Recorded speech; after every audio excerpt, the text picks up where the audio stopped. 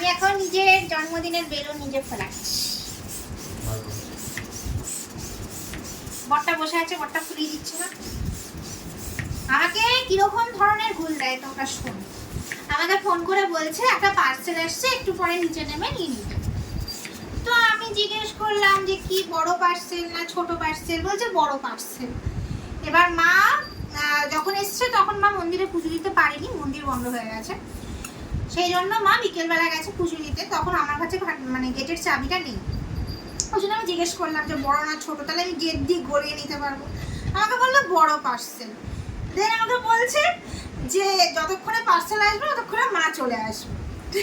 ঠিক আছে, আমি বুঝতে পারিনি, আমার মতন আমি রয়েছি।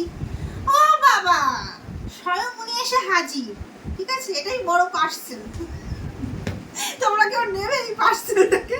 আমি পার্সেল প্যাক করে পাঠিয়ে দেবো। এমন বাজে, মানে কি বলবো। তো যাই হোক, আমি এখন আমার জন্মদিনের বেলুন ফোলাচ্ছি।